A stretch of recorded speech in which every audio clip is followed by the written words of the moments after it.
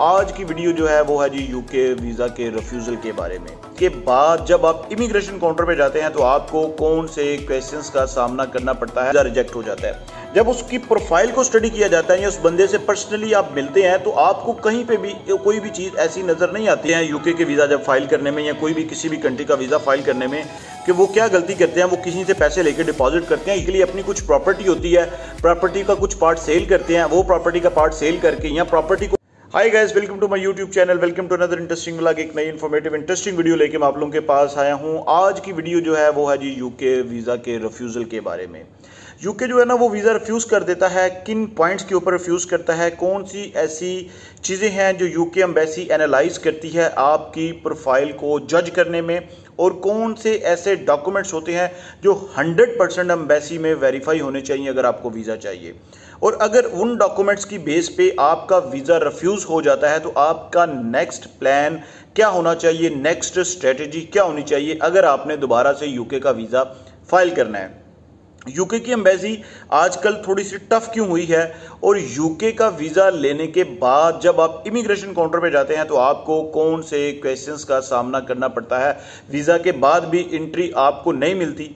इन तमाम क्वेश्चंस के आंसर और इस टॉपिक पे और ये जो सब टॉपिक्स के हैं इसके ऊपर हम डिटेल डिस्कशन करेंगे इसी वीडियो में। आप लोगों ने मेरे साथ स्टे इन टच रहना है, बहुत इंपॉर्टेंट वीडियो है। अगर आपने यूके का वीज़ा अप्लाई करना है या आपका वीज़ा ऑलरेडी अप्लाई किया हुआ था तो वो वीज़ा रिफ्यूज़ हो चुका है, इन तमाम टॉपिक्स के ऊपर ये जो मैंने आपके साथ शेयर किए हैं हम लोग डिस्कस करेंगे, और स्टेप बाय स्टेप मैं आप लोगों को इसके बारे में बताऊँगा कि जो यूके का वीज़ा है वो इतना ज़्यादा वैल्यूएबल क्यों है, जिसको हम डॉक्यूमेंट्स बेस्ड वीज़ा भी कहते हैं। सबसे पहला पॉइंट जो है वो मैं आप लोगों के साथ शेयर करना चाहता हूं कि ये वीज़ा डॉक्यूमेंट्स बेस्ड वीज़ा है। डॉक्यूमेंट्स बेस्ड का क्या मतलब होता है? जो लोग भी चैनल पे नए हैं, सर मेरी आपसे रिक्वेस्ट है, प्लीज़ मेरे चैनल को सब्सक्राइब कीजिएगा, वीडियो को लाइक कीजिएगा, वीडियो अच्छी लगे तो इसको शेयर किया करें उन लोगों तक जिनको इसकी सबसे ज़्यादा ज़रूरत होती है।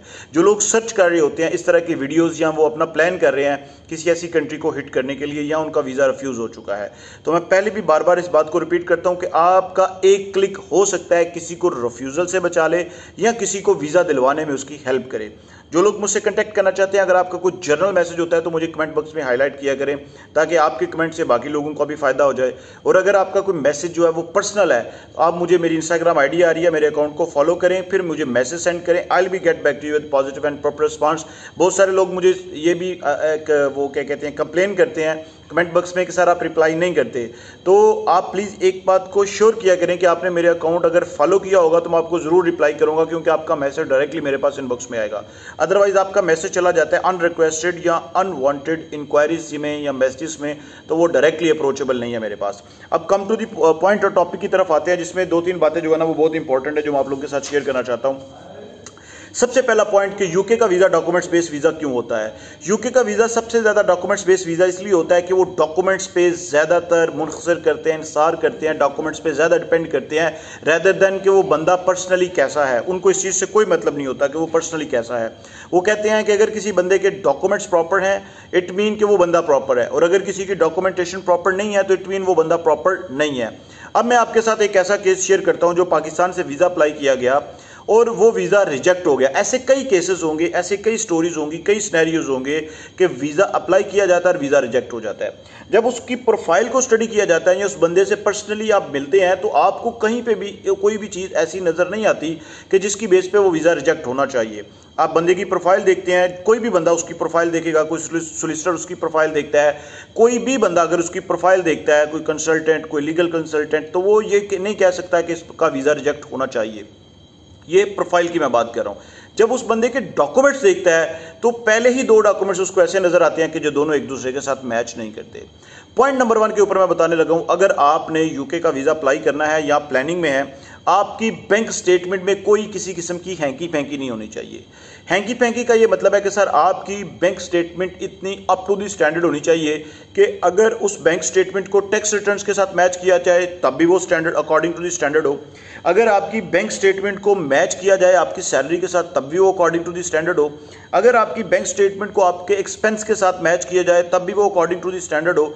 और अगर आपकी बैंक स्टेटमेंट को आपके ट्रैवल प्लान के साथ मैच किया जाए तब भी वो अकॉर्डिंग टू दी स्टैंडर्ड हो।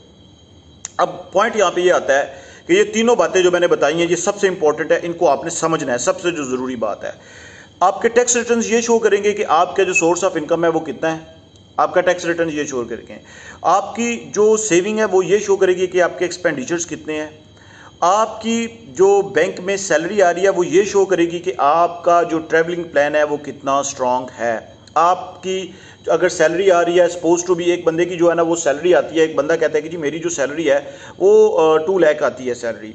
अब वो जो उसने 2 लाख सैलरी है उसमें से उसने जो बैंक में अपनी सेविंग दिखाई हुई है 2 लाख सैलरी के ऊपर, वो उसने सेविंग दिखाई हुई है जी पिछले 1 साल की, आप ये कह लें कि 50 लाख रुपया, जो कि किसी भी कंटेक्ट में वो नहीं मानी जाती, समझी नहीं जाती। बहुत सारे लोग इसमें जो गलती करते हैं यूके के वीज़ा जब फाइल करने में या कोई भी किसी भी कंट्री का वीज़ा फाइल करने में, कि वो क्या गलती करते हैं, वो किसी से पैसे लेके डिपॉजिट करते हैं। यूके के वीज़ा में आपने ये मिस्टेक नहीं करनी। एक सेकंड आपको बहुत बड़ी इंपॉर्टेंट ट्रिक को टिप देने जा रहा हूं। आप कभी भी वीज़ा अप्लाई करें तो चार्टर्ड अकाउंटेंट का एक लेटर लें और उस लेटर को अटैच किया करें। आप अपने प्रोफाइल में सीए चार्टर्ड अकाउंटेंट एक लेटर लें और वो चार्टर्ड अकाउंटेंट आपका सर्टिफाइड चार्टर्ड अकाउंटेंट एक लेटर लिखे कि मैं इस बंदे के अकाउंट्स को मॉनिटर करता हूं या मैंने इस बंदे के अकाउंट्स को चेक किया है, इसकी tax return according to the standard है और जितने भी ये डिपॉजिट्स हैं या जितनी भी ये ट्रांजैक्शंस हैं ये अकॉर्डिंग टू द स्टैंडर्ड है। सो आई डू वेरीफाई और उसके बाद अपने सिग्नेचर करके स्टैंप लगाए। आपको एक बहुत बड़ा इंपॉर्टेंट पॉइंट मैंने आपको बताया है। नंबर 3, जब आपने यूके का वीज़ा अप्लाई करना है तो उससे पहले अगर आपकी ट्रैवल हिस्ट्री है नहीं है ये चीज़ मैटर नहीं करती, लेकिन इंपॉर्टेंट जो पॉइंट है, वो जो इंपॉर्टेंट पॉइंट है, जो सबसे इंपॉर्टेंट पॉइंट है वो कौन सा है, वो कौन सी चीज़ मैटर करती है, वो ये जो चीज़ मैटर करती है कि आपका travel plan according to the standard होना चाहिए। अब travel plan according to the standard से क्या मुराद है? अब देखें, ये जो केस जिसके ऊपर मैंने अब ये वीडियो बना रहा हूँ वो भी इस वीडियो को देख रहे होंगे। अब वो जा रहे हैं अपने एक रिलेटिव के पास, रिलेटिव का कहीं पे भी कोई जिक्र नहीं है, ना उन्होंने कोई इनविटेशन लेटर अटैच किया हुआ है, ना उन्होंने कोई रिलेटिव्स की डिटेल दी हुई है, लेकिन जब उन्होंने अपना पर्पस ऑफ स्टे वहां पे मेंशन किया है तो रहने के पॉइंट ऑफ व्यू से उन्होंने रिलेटिव्स का बता दिया कि जी हम रिलेटिव्स के पास रहेंगे।